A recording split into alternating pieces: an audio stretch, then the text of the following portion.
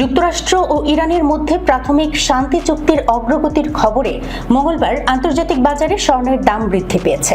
সম্ভাব্য সমঝোতার ফলে মার্কিন কেন্দ্রীয় ব্যাংকের সুদের হার বৃদ্ধির আশঙ্কা কিছুটা কমেছে বলে মনে করছেন বিনিয়োগকারীরা। খবর রয়টার্সের। স্পট গোল্ডের দাম 0.6% বেড়ে প্রতি আউন্স 4,334.06 ডলারে পৌঁছেছে, যা টানা চতুর্থ দিনের মতো ঊর্ধ্বমুখী প্রবণতা নির্দেশ করে। অন্যদিকে আগস্ট মাসে সরবরাহযোগ্য মার্কিন স্বর্ণ ফিউচারের দাম 0.1% বেড়ে প্রতি আউন্স 4,355 ডলারে দাঁড়িয়েছে।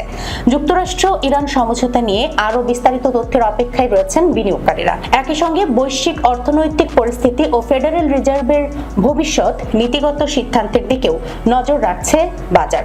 স্বর্ণকে সাধারণত অনিশ্চয়তার সময়ে নিরাপদ বিনিয়োগ হিসেবে দেখা হয়, তবে সাম্প্রতিক কূটনীতিক অগ্রগতি এবং সুদের হার সংক্রান্ত প্রত্যাশার পরিবর্তন মূল্য বৃদ্ধিতে ভূমিকা রেখেছে বলে ধারণা করা হচ্ছে।